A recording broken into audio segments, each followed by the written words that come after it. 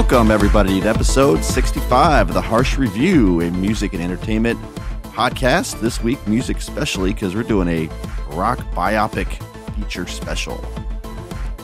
With me is my co-host, Sean. How you doing, Sean? Hey, Ryan. How you doing? Yeah, I'm pretty good. Pretty excited about this episode. Yeah, same here. It's kind of inspired by Bohemian Rhapsody, which we were saving all the talk about last week when we discussed the Oscars. So I think we should maybe examine that one first a little bit and okay, go from there. Yeah, music biopics, long overdue for us. So this will be pretty interesting. Now, before we go into it, can you clarify what are we considering music biopic? Well, we really have to distinguish between to me, there's two different, maybe three. There's the music documentary, which is straight up behind the music kind of stuff, where you have the narration and the talking heads and all that. So that's one thing. The second one would be live concert films, which there's plenty of those. We're not going to talk about those. That could be a separate, future episode. But the third one that we're going to talk about is the rock biopic, where you have actors, portraying either an entire career or a separate portion of an artist's career. And it could be any genre of music. So we're not just limiting ourselves to rock and roll. We can look at jazz and country. I mean, I have some stuff on my list that kind of span the whole gamut. So, some of these are good. Some of these are not so good.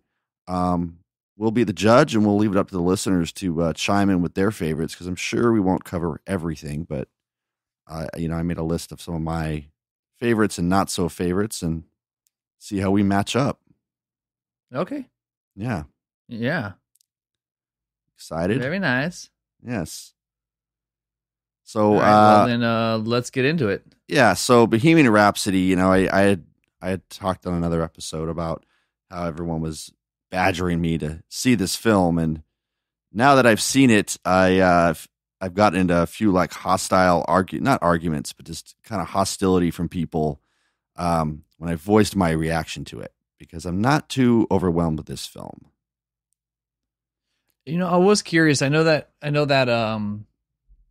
it was kind of out there for a while, and I'm kind of the same as you. I didn't see it in the theater. Kind of didn't want to, but sure. I mean, I heard a lot of great things about it. Anyway, I was curious what you were going to think when you saw it, because I watched it probably a couple weeks before you. So maybe give me your review. What'd you think? Well,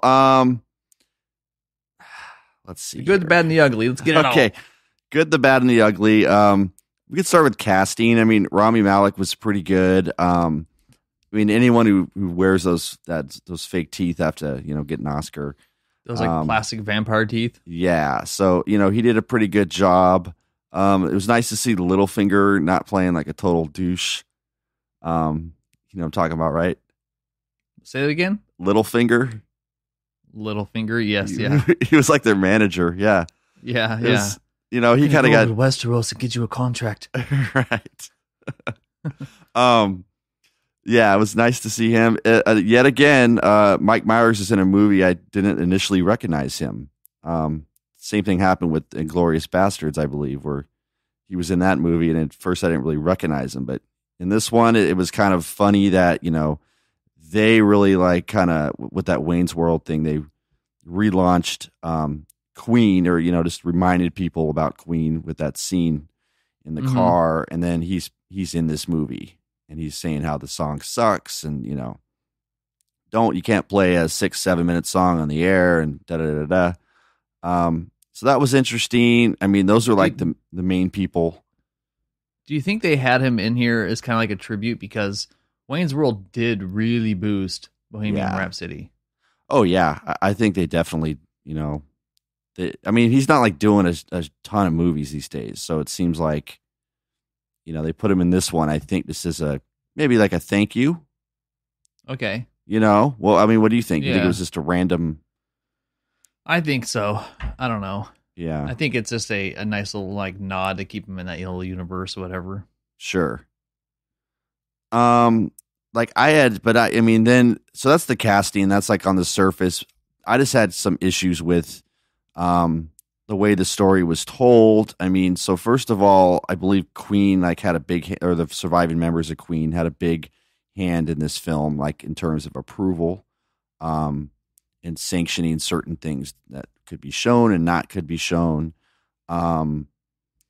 I had issues with kind of like, it was very safe. There's a lot of like montages, which you're going to get in a lot of these biopics because it depends on the artist, but you got to tell the story in a very quick way. So sometimes you got to resort to the montage, and it seemed like this film had a ton of them. You know, just so, and when that kind of comes up, I'm just like, come on, you know, like another montage. Here we go. That didn't totally win me over. The editing, which I guess they got an award for, like I had real issues with some of the editing. There's a scene that's on YouTube. It's getting a lot of hits where they're all sitting outside and the camera just keeps cutting back and forth to everybody talking. It's really like erratic, and it's a little insulting because it's like, yeah, we need to see who's talking, who, you know, this guy's talking, now this guy's, you know, so it was just like completely back and forth. I don't know. I had issues with some of that. It won an award though, so I guess I'm wrong. So yeah, the music was good. I mean, it just seemed like they got to where, you know, Bohemian Rhapsody was really quickly. Perhaps skipped over some stuff, but you got to do that when you're making a, you know, 2-hour plus documentary or biopic. Yeah. So yeah, I mean, I give it around like a B minus, I guess. I mean, it wasn't horrible, but I'm not seeing what's so stupendous about it that everybody else is. So maybe I'm just being a total contrarian, like a lot of times, but that's what I'm seeing. Going against the grain just for the sake of it. Yeah, you know, just to start arguments. But that's kind of what I'm seeing. I'm curious to see what you thought of it. I mean, I thought it was well made. It was definitely organized.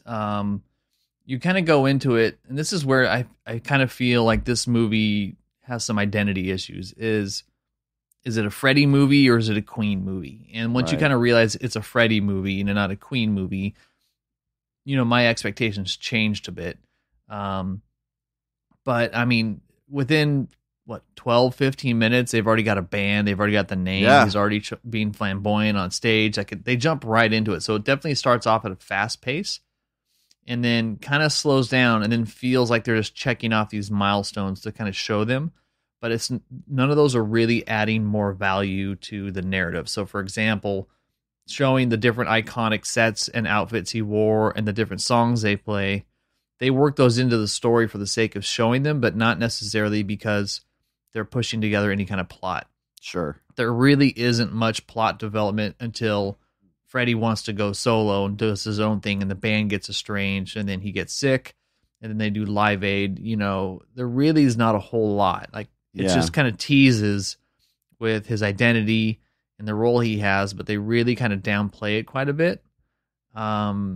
It's very safe in those regards. I don't think they really wanted to, you know, highlight that he was laying pipe all over London, you know, and just a very engaged individual. He was, right? Scene. Yeah. I mean, he was in a lot of these like parties and stuff. So that was like brief, you know, it was kind of like, it was basically like a greatest hits album as a movie, you know? So, yeah, you know, this is that. It was just kind of like cherry picking stuff.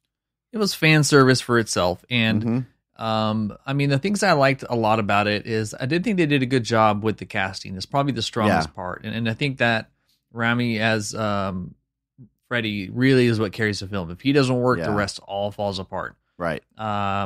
I did think their sound editing was pretty good and they had some creative moments, but their editing made it feel a little too clean. So for a rock and roll movie, you know, for sex, drugs, and rock and roll, it didn't really have a rock and roll vibe or feel to it. It didn't have like that gritty dirtiness where you see a band slumming and touring and cutting their teeth on certain things. Yeah. It's all these generic moments like, oh, that's how he wrote this brilliant idea. Yeah. Or, oh, that's how he did this thing. And they really make themselves out to feel like they're, you know, royalty in a lot of ways.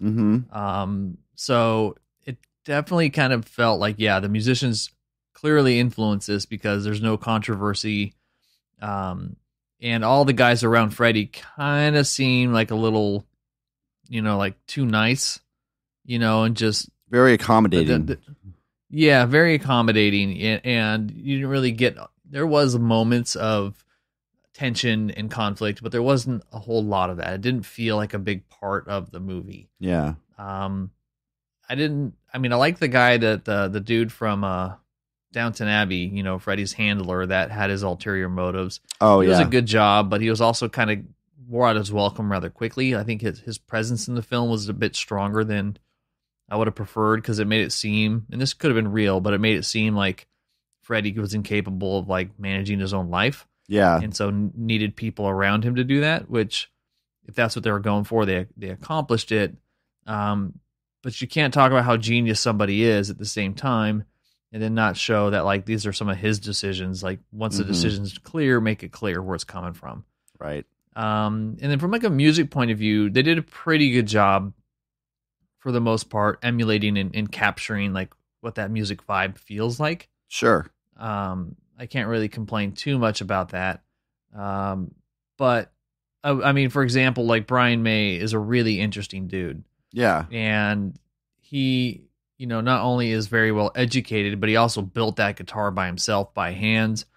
And he's used that same guitar. I mean, it's a one of a kind. He made it. He's got a very like distinctive sound, Yeah. I don't know if it's like this serious like compression, but it's also just, it's just kind of like it's between dissonance and like really kind of, melodic playing. It's yeah.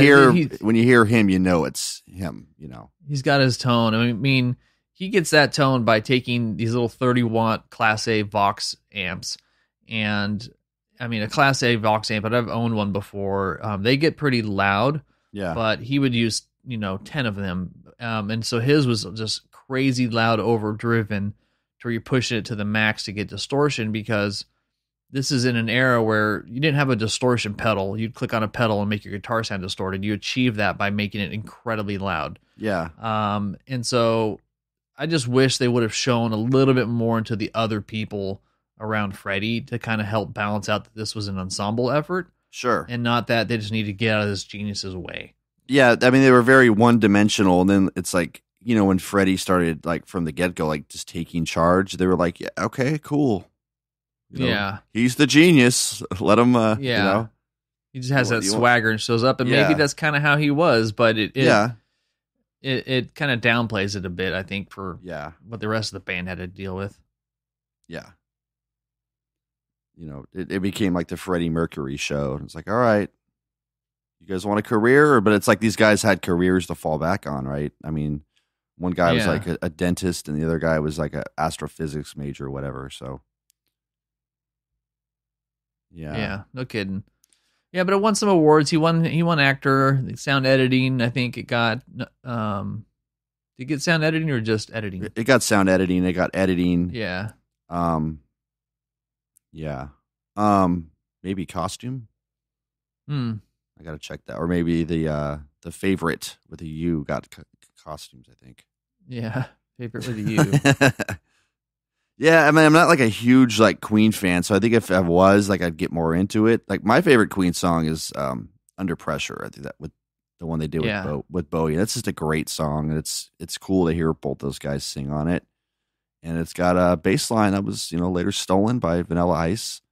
So it was. Got to give it up to that, even though he said he didn't. But bullshit. Yeah, whatever, dude.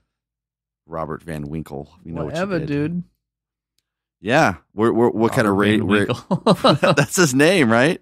Yeah, you're always outing these people. Yeah, it's like they all pretend like they're hard, and then they have this silly ass name. Mm-hmm. Like Snoop Dogg's like Calvin Broadus. It's like, what?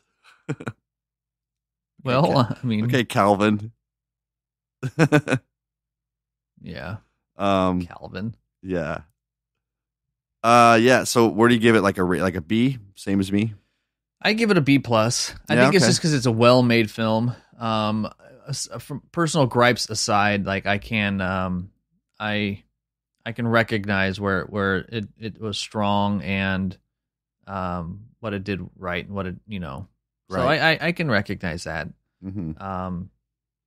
But yeah, I think it's a good movie, and people like Queen, they're probably gonna love it. But if you really know the dirt and the details, you're not really gonna get that. Sure. It's gonna do what I think many other biopics that we're about to talk about is. It's just gonna focus on like the obvious. It's made for the general public. It's not made for fans, and that's where you'll probably get most of the dislikes. Because I mean, people I've talked to are always saying like, "Oh, I thought it was great. It was excellent. It was awesome." And I'm like, "Well, are you a big Queen fan?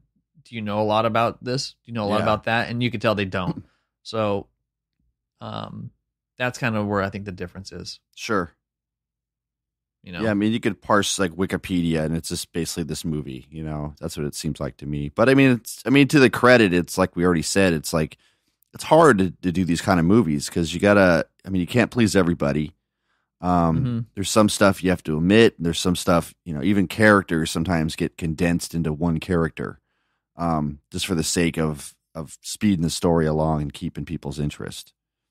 So it's hard to do. It's hard to do that, but. It's very. This one is very clean, sanitized. Maybe they'll come out with another version one day that gets into the dirt.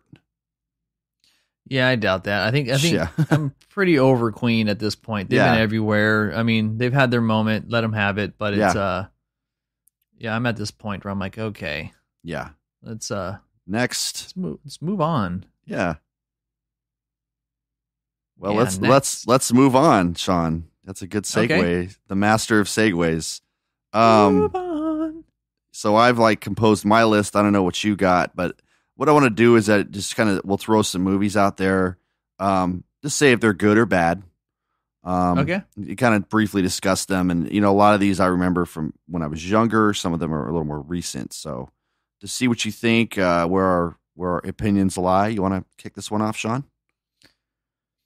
Any order? Any order. I'm gonna probably go with one of the movies I first remember seeing as like a biopic. Sure. And that would be The Doors. Yeah, it's like first on my list. Yeah, there we go. See, we are related. Yeah. Good or bad? Yeah. I don't know. This is a tough one. I haven't seen it in a while, but I do remember seeing it kind of going. I would say bad. Because I think that while there's some cool moments and scenes, and Val Kilmer actually does an excellent job in it. Mm-hmm.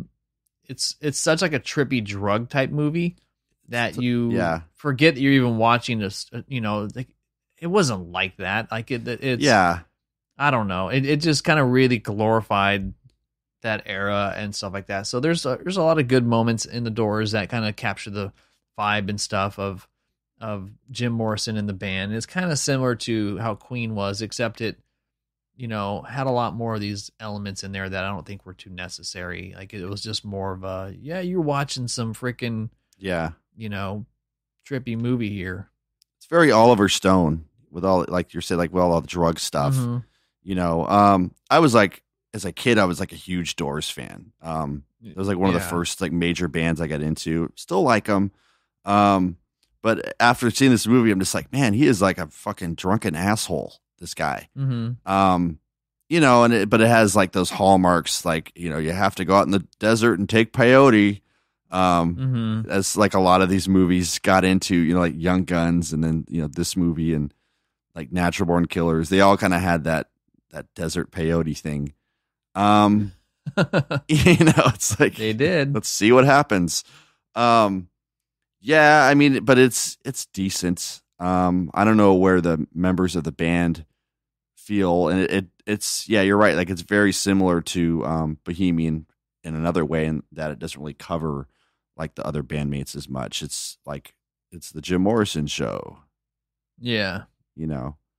So yeah. I don't know. It's just, I think, when I look at like a list of like music biopics and stuff like that, I don't think there was a whole lot going on in the 80s. Well, I got that. I think I have one here that you might have overlooked. Okay, give me a hint. You like this one when you like this one when you were a kid. Blues Brothers doesn't count. Yeah, I'm not counting that. It's more of a musical to me. No, you like this one when you were a kid, late 80s. Gentleman also starred in a movie I just brought up. And he's not Latino. It's this movie La Bamba. Yes. Yeah, that was a good one. Yeah, I didn't really know I was watching that about a real person. Yeah, right. Well, in the 80s. I thought they should have made a sequel to this one. And what would the sequel be called? Well, I thought Bob's life was a lot more interesting. So I think they should have covered Bob a little more. Who the hell's Bob? Bob, for those of you who don't know, is Richie Valens' drunk, like bitter nightmare of a human being brother. Played by Isai Morales, who would later go on to be in Ozark, and you don't even recognize the guy. You see Bob in the beginning of the movie. He's the bad guy, right? Yeah, he's tooling around on his motorcycle. Total bad influence. He made drawings of Woody Woodpecker, and they got pissed off when no one bought him.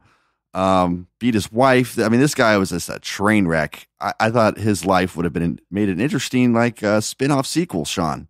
Yeah, no. Bob. Yeah, what would you call it? So they call the first one La Bamba. Call it Bob. Just Bob. All right. Yeah. That's not going to draw anybody. Yeah, man. well, I thought it was an interesting story. Slight little thing about Lou Diamond Phillips played Richie Valens, a little more swarthy. If you've seen pictures of Richie Valens, he was a little chubby. Lou Diamond Phillips is also not Hispanic. He is Filipino. So yeah, that was like the beginning of the whitewashing. Yeah, or just different, or the washing, different race mixes. Filipino washing. Yeah, again, it's decent, but it's like, yeah, it's very iconographic because it has that spot in the 80s. It's just a lot of people know this one. So, yeah, La Bamba. Yeah, Bob. Nice. Yeah. Okay. Yeah. I mean, La Bamba's great. Richie. Yeah. At the Bob. end. Yeah, that's Bob. Yeah. You don't remember Bob? I do.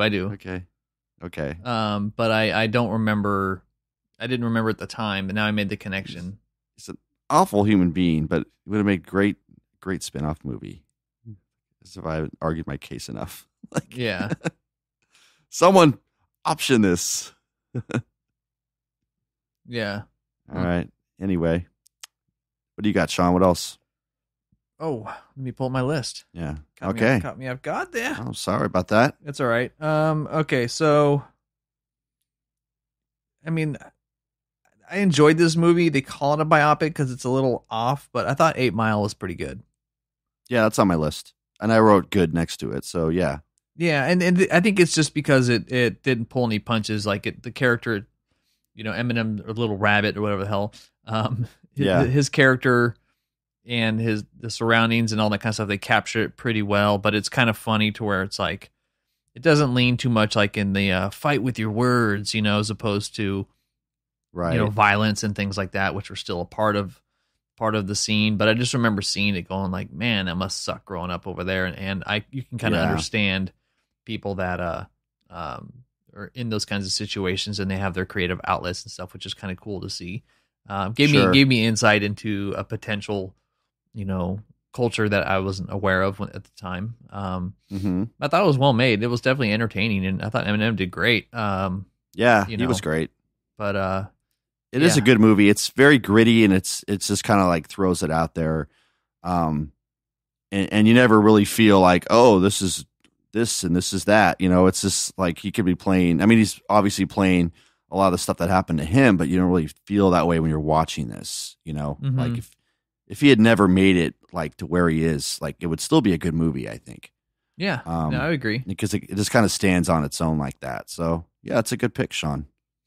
Yeah, thanks. Yeah, I had another one on here. Walk the Line.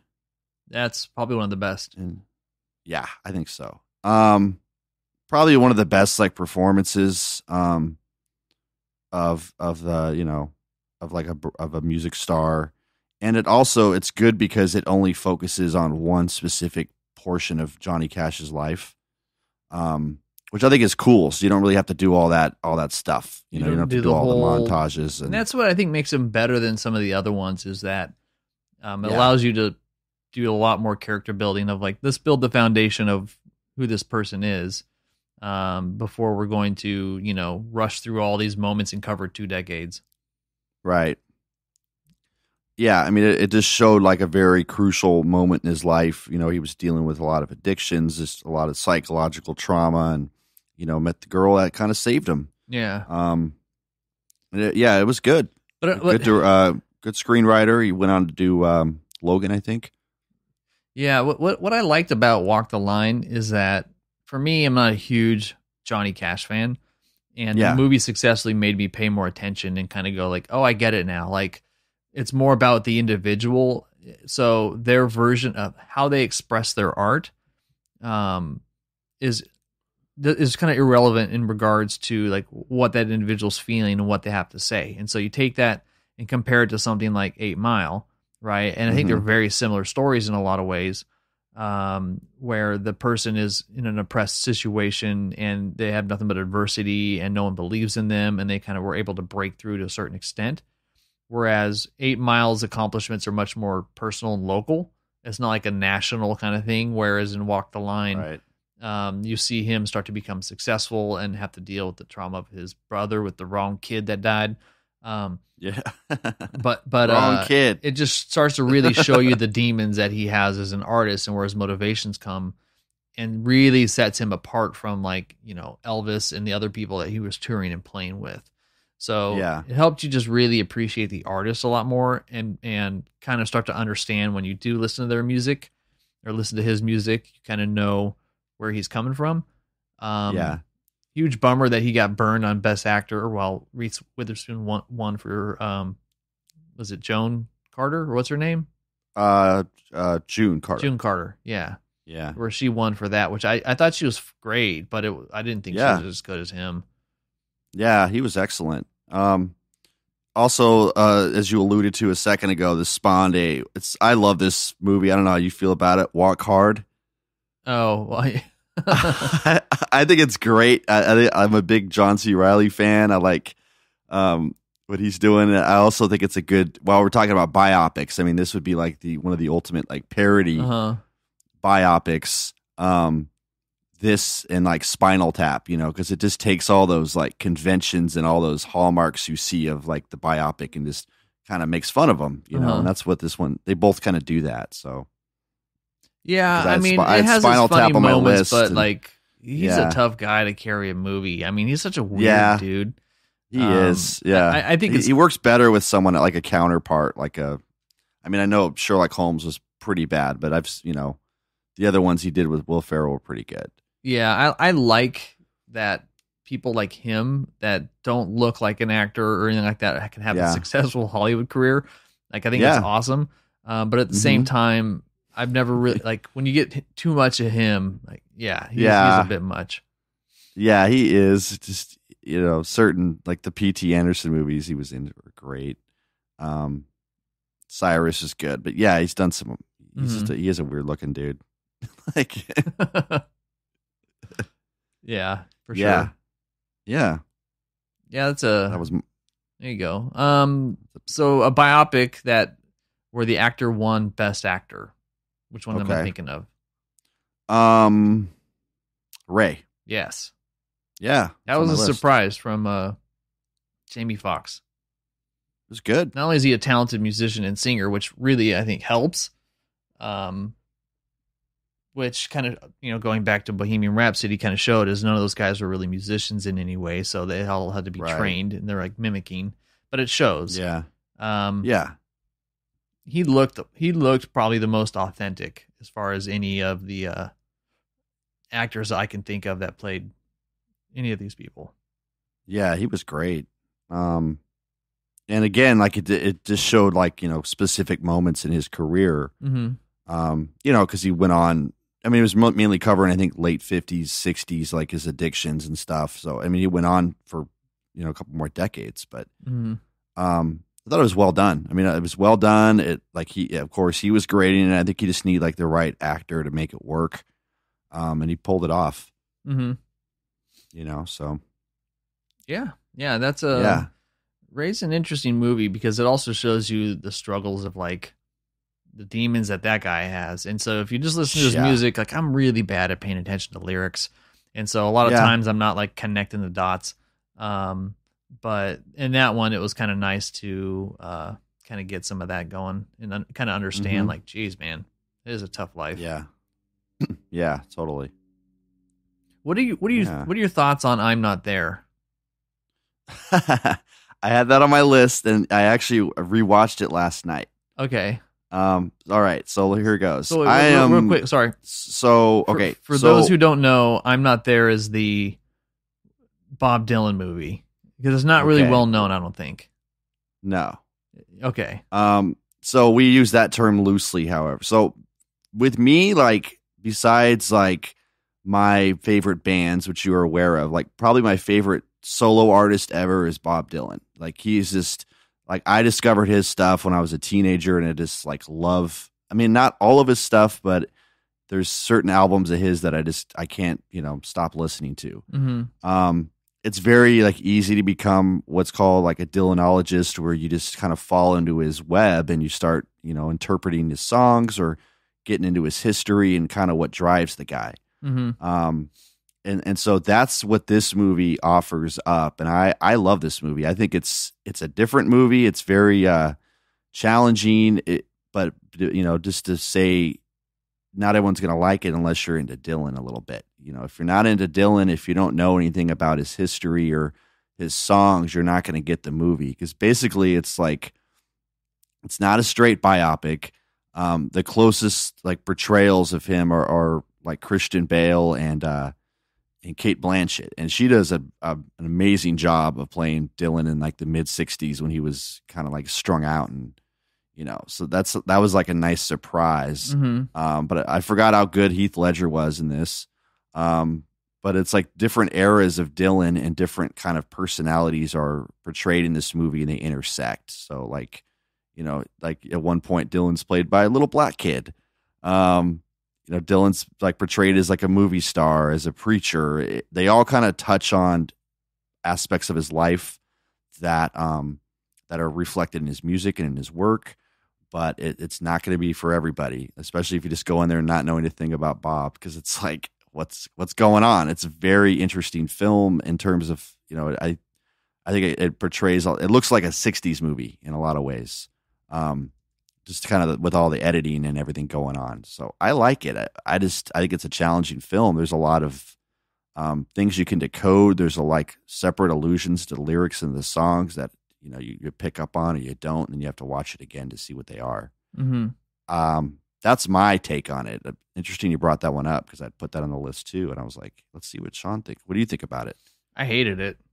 Yeah.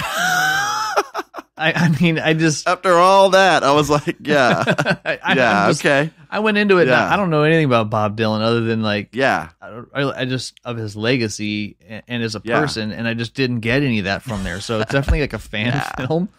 Oh, it is, yeah. And so I just remember watching it, going like, okay, it's interesting how they had 6 different people interpret it, where they did their little moments and they kind of captured it. It was almost kind of like the poetry side, it was a very poetic type of movie. Sure. But I didn't, I didn't get much from it. Not your cup of tea. No, I tried. Yeah. No, at least you give it a shot. Yeah. Just a guy with like a really interesting life though, and how he's managed to like recreate himself, a lot of times. And, a good casting in this movie, if anything. I mean, all the different people that portrayed him and that were in it. So, yeah. Glad you asked me that one. Yeah. Cross that one off my list. I had another one here. I want to see what you thought about it. This was a very interesting film, but I really liked it. Behind the Candelabra. The hell is that? Oh, this is the movie about Liberace. Didn't see it. That's with Matt Damon, right? Oh, wow. Yeah. No, I didn't see that one. Oh, dude, you have to see it. It is so. It is. If anything, it's like extremely interesting. Michael Douglas gives us like amazing performance that you don't even expect from that guy. Matt Damon's great. It's so interesting. I remember hearing about it, but yeah, it's Soderbergh did it, and I think he was going to have a release, and it never happened, so it just went straight to HBO. But it is it's something else. It's pretty crazy. Just because he's a crazy person, or what makes it crazy? Well, it's basically like it focuses on this part of Liberace's life where he meets this guy named Scott Thorson, who's played by Matt Damon. He's really taken with him, and then they become pretty much like lovers, and then over time, Liberace kind of starts imposing some plastic surgery onto Scott Thorson, and he starts to become looking like Liberace. So that's it's just kind of a twisted little take on stuff. Rob Lowe's in it as like the plastic surgeon. He's really good. It's like he's not in it for very long, but it's just, I thought it was an interesting film. It's like, because you don't know about Liberace. I mean, I remember seeing him in the 80s, like, playing piano and all decked out and stuff. But it pretty much takes you through like this one incident in his life up to his death. So I thought it was interesting and definitely worth checking out, if not just for the story, like for Michael Douglas, because he's fantastic in this film. Yeah, I'll check it out for sure. Yeah, check it out. Yeah, I remember hearing about it, but Yeah. I'm sure it's on HBO still, so you can see what happens. So what are your thoughts on Great Balls of Fire? That was not on my list, but I haven't seen that since we're talking old 50s movies. Yeah. Jerry Lee Lewis was kind of a dick. Yeah. The girl he married was like his cousin or something, and she was definitely underage. Way younger than him. Yeah. So I don't know. Not really into that.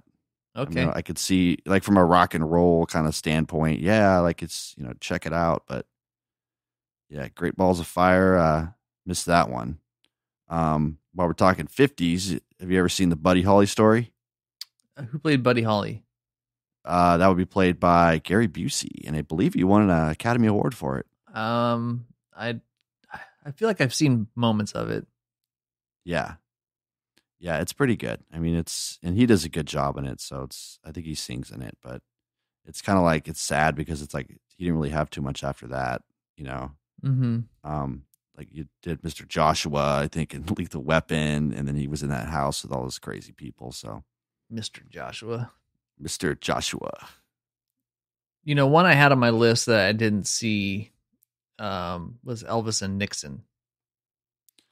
Yeah. I started watching that. Yeah, of course. I started watching it late one night, and I just couldn't really get into it too much. No. Not that I was like, I like Michael Shannon. I just thought it was a weird choice for him. I just like him being like the prick. Yeah. And I'm not saying that Elvis probably wasn't a prick, but it was just, I don't know. It didn't really grab me that much.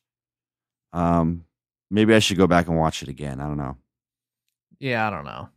If you want to give the late Kevin Spacey some money. Yeah. He's going to need it for his legal defense fund. Here's a good one. Love and Mercy.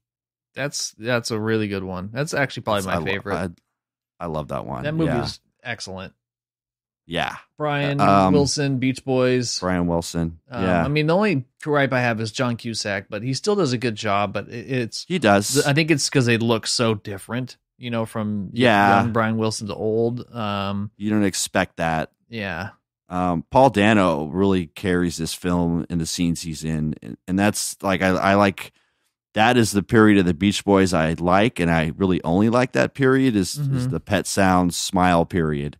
And he did a fantastic job at his portraying that. And then, showing his strife with the band, but it was also a nice surprise when Paul Giamatti shows up. As Dr. Eugene Landy, who was just kind of a nut that ran Brian Wilson's life for years. So that was good. But yeah, I thought it was a good movie because it goes between those two portions of his life, and it kind of contrasts and parallels and goes back and forth, but not in a really disorienting way. So Yeah, it was always kind of funny because I at an old job I had, I worked with a video guy, right, that was doing like a moment with Brian Wilson, like in San Diego, and so he kind of arrives with all of his handlers, and he's like sitting in this room, and they're going to like film him for some press thing because he was doing some tour, and he's like, chicken nuggets. I want my chicken nuggets. And so he like refused to do anything until he got his chicken nuggets. My chicken nuggets. So the handler shows up with a 20-piece chicken nuggets from McDonald's, and he like tucks a napkin under his shirt and just sits there and murders 20 in a row with like no sauce or anything, just dry, and sitting there one after the other, just pounding them as quick as you could possibly eat them, but like methodical, not like a ravaging. Did you meet him, or was this? No, not me. Did you? Okay. Yeah. So the genius behind Pet Sounds and Good Vibrations, everybody, he threw a shit fit because he didn't have any chicken nuggets. Yeah, and he murdered 20 of them straight with no sauce. It's like, God. Sometimes genius is overrated, right? It's always a funny story. That's a great story. I mean, because I remember you telling me that story, and then every time I put on one of those records, I think of that, like chicken nuggets. Just how all the cast and crew, like ready to film, was like sitting there waiting, just like watching him sit at this table, like just killing the chicken nuggets. You want any sweet and sour sauce with that, Mr. Wilson? No. Yeah. That's hilarious. Yeah. We've gone through a lot, man. Is there anything else out there we didn't mention? I got a couple more. I thought Straight Outta Compton was good because it was kind of the opposite of Bohemian Rhapsody now that you look at it, where it was sanctioned by the band, but it was more like a warts and all thing. Mm-hmm. So I liked it, and I think the casting was really good in that.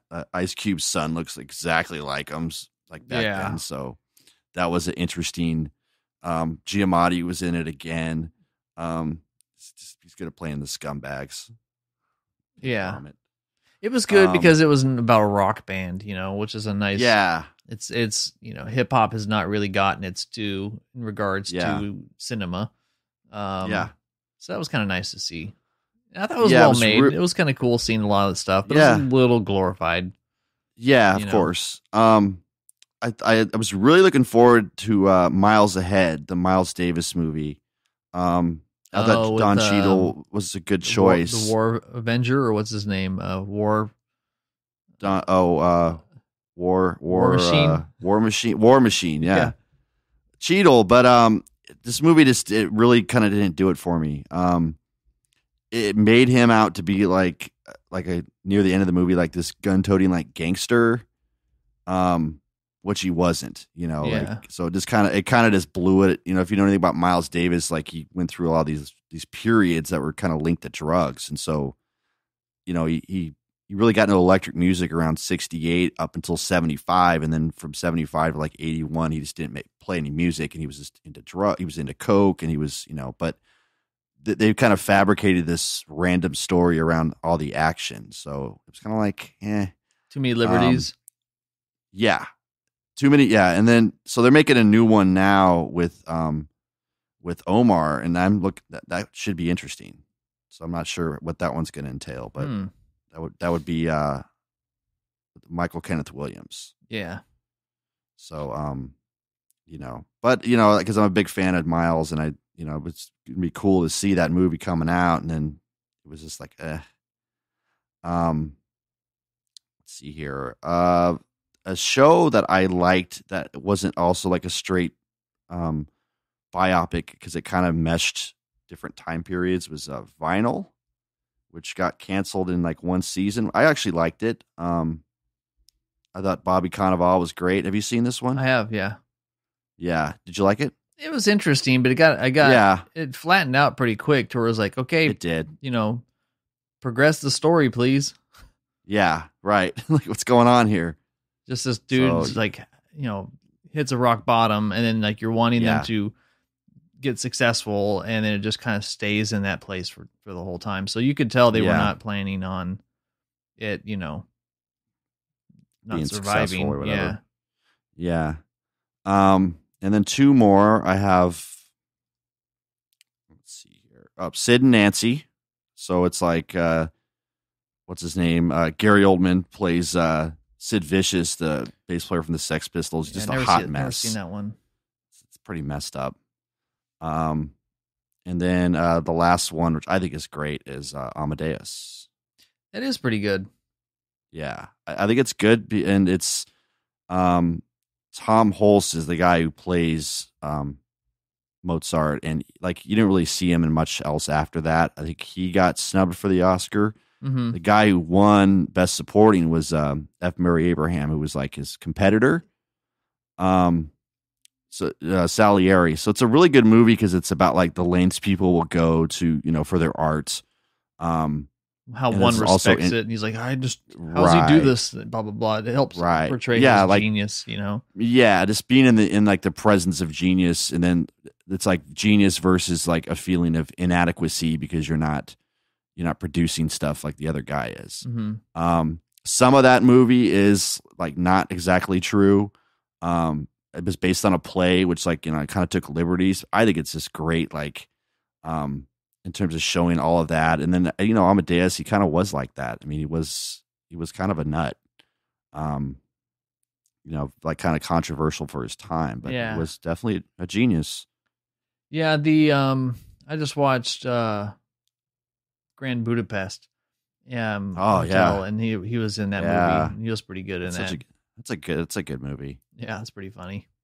Yeah, it brings together like a lot of those actors, which is cool, from all the Wes Anderson movies. Yeah, that's a good one. Yeah. Okay, yeah. Well, so now that we kind of talked about a lot of those biopics, I don't think there's anything we left out that is critical. No. But if we did, let us know. Curious. Well, who do you think? Pick 3 musicians or artists that you think would make a great music movie at the same level that impact that Bohemian Rhapsody had. I'm glad you asked me that. I'll give you one. Well, I'll first start with one that would not make a good one, and then I wrote 3 down that would make great ones. Okay. All right. So one that would make a horrible biopic would be Gene Simmons. Yeah, of course. That guy's just a prick. It's like the wrestling of music. The wrestling, Kiss. Music. Yeah, basically is. It was basically just a big marketing scheme, and a lot of people are like, I guess, Kiss fans that just don't understand. That's what it was. 3 artists or bands I think would make interesting movies would be Iggy Pop, Syd Barrett, and AC/DC, especially the Bon Scott era. I think an Iggy Pop movie's overdue. I think he's just a hot mess and interesting guy, though. He's like still going, and he's. You think it would have the same impact though that Bohemian Rhapsody had? I don't know about that, but I just I think it would be hard. Yeah, if that's what you're asking, but I don't know. It's. I mean, I think they're That's kind of what I'd like to see. Yeah. I think they're banking on that Elton John movie to have the same kind of impact. That movie looks terrible. Certain ones I think would have an impact would be like if they did a proper like Beatles movie, or like a proper like Michael Jackson type movie. I think those would hit really big. I guess the ones I picked are a little bit more obscure, but sure, it'd be nice to see them. It'd be nice to see those. There's kind of like people melting down, Yeah. But yeah, what about you? Well, I don't think AC/DC would be an interesting movie because, because of the change in guard between Bon Scott and Brian, whatever his name is, Brian Wilson. Yeah, no, Brian Wilson, Brian Johnson. Brian Johnson. Oh, I was like, whoops. Yeah. Where are my McNuggets? Back in black. Yeah. I think that's probably the best one I can think of would be a Bob Marley. Yeah. David Bowie. Right. Yes. And then, yes. There's ones that have been done already. But I think it could be done better would be around Cobain. Yeah. And that would be, there's a really shitty one that came out a while ago. Right. He was just like doddering around in his kitchen for like 2 hours, like all high. I was like, okay. It just tried to capture the, mm-hmm. drug drugged out mind of a person, but you didn't really see an individual's motivations or struggles. So I think a Nirvana, movie would be really well done. If they can kind of show a lot, like spend the first half on before they're huge, and then, spend a lot of time on when they just exploded, and how I don't think people really realize that no band has risen to fame as quick as they did. I know a lot of people have strong feelings about Nirvana, but culturally it changed so much for everybody. Yeah. And just being alive during that time, it was like, there's literally like nothing good out. Yeah. It's stuff that was out. It was just kind of got played out really quick. And then, so it's like they came around at the right time. It's like their sound kind of borrowed from a lot of stuff, but that's what made it cool. And they really kind of tapped into something that was, but it was very short-lived. Yeah, it was pretty unique, as far as lyrically and just the attitude, where it was just the best version of that, where there's lots of other Seattle-esque type bands, but none had the commercial potential.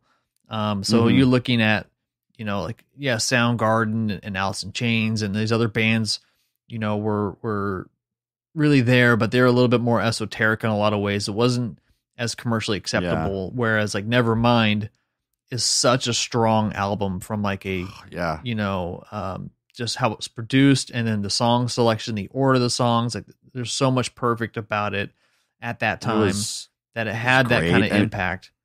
But I need to go back and listen to that. It was a great album. Yeah, but it sounded good. I mean, but I guess, for what's interesting about that is I think that people overlook, what Cobain's potential was as a songwriter, because he truly he kind of reminds me of, we did Alex Honnold on, Free Solo a couple weeks ago, and how he's really kind of just like a dirtbagger that lives in his van and just does this thing, and that's all he cares about. Like that's literally what Cobain was like. That those guys were dirt poor, and they were not really trying to go for celebrity. They just loved their little band, and it was just a little band kind of thing. And then it exploded, and that was just more than he was intending or could handle. Whereas a lot of these other bands are really truly going for like that big rock star, we want to be this. And that was not their motivation. And so people don't really realize that about Nirvana, is the media made them into such a big thing that you kind of forgot that the person behind it really never changed. He was still a small town, grunge kid that, he did not have a luxurious lifestyle at all. Yeah. And, had his stomach pains and the drugs and stuff like that. We're just trying to just deal with like, great. I was just in this little band that I loved. We like playing things, and then it blew up so big. Now I'm part of this machine and I can't get out. The same kind of applies for like Jerry Garcia and stuff as well, where like the pressure an individual feels, where, Garcia was very similar. Yeah. He only had one motivation in life, and that was just making music. And then the machine got too big to where it was like, now I can't get out. You got to sustain it because there's like all these people relying on you, Yeah. I mean, that would be a good recommended choice, because it's like, there's a couple of there's 4 documentaries I can think of about Nirvana and just Kurt Cobain specifically. And like one of them is good. Like there's the one where it gets into like the conspiracy theories, where it's like that guy El Duce like said he killed Kurt Cobain. It's just the most ridiculous shit, dude. Like some big fat guy in a dirty wife beater like killed Kurt Cobain. Like, and then there's another one where it's like breaks down the forensics, and it's just a bunch of bullshit. Whatever happened, and it's just that's what it was. But yeah, I think it would be cool to see. So who would be playing him? Oh, Jared Leto? No, I'd be looking more like you're gonna have to kind of find a no name to play him, I think, to really kind of capture that spirit and personality. I think Jared Leto could do it. You definitely need to have a musician though, or somebody that has musical talent, to make it convincing or compelling enough. But that's a good question. I don't know. I'm putting Adam Driver is Chris Novoselic. Yeah. Big, tall, gawky dude. It's like, yeah, right. Yeah. Yeah, I mean, I don't know. I mean, those would just be interesting stories to kind of see, but they need to not. We know about when they're celebrities, like that's when the press was all staring at it. But a lot of people don't know pre that. Give us some insight into that.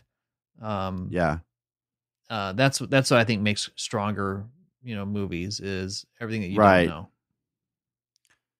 Yeah, like if they did a Bowie movie, it's like there's so much to encapsulate. It's like just focus on certain era, a certain era. Because the guy just kind of like Dylan reinvented himself a ton of times. So you can really only do it justice by focusing on certain things and not be like, oh, this is how the song was made. You know what I mean? Because it's like, end of the day, like you can go read about that stuff. And there's been hundreds of pages written on that, about how the song was made and, it was discovered by accident. And that doesn't matter to me so much as like you're telling a human story here. Like you said, like how fame affects these people and how they react to it, because it's a very like unnatural thing to begin with. So like with these movies, it's really kind of like more of a study in, I guess, human behavior and how the public reacts, how people react, that are in the middle of it. That's true. Which is, so that's kind of what that is. This is true. Yeah. Yeah. Do we talk this one out, or what do you think? Yeah, I would say so. Yeah. Let's nice. Freaking let's wrap it all up. Yeah, let's wrap it up. Yeah. Yeah, if you like fans, if you like, the ones we picked, or if you think there's other ones we might have missed, because I'm sure there are, please chime in on Facebook. Yes, please do. Yeah, let us know. I mean, I think we covered a lot of ground here. Yeah, I think we did pretty fine.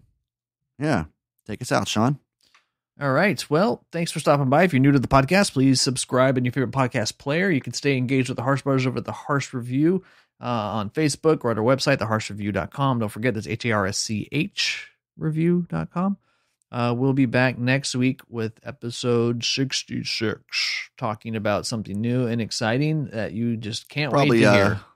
Probably about Satanism movies. There we go. We're taking a dark turn here, folks. We're making a topical. Yeah. 66. And another 6. Order 66. Mm-hmm. Yeah, episode will be 66 minutes long. Yeah. Maybe we should try that. Just gotta edit it down. Yeah. Good luck. Good luck. All right. Yeah. But thanks for stopping by. If we missed something we talked about today, what are your favorite movies, or do you just not care? They're not always that great, so we thought we'd talk about them today just to get it off the checklist. Another milestone complete. Until next time, my name is Sean. I'm Ryan. Have a good one.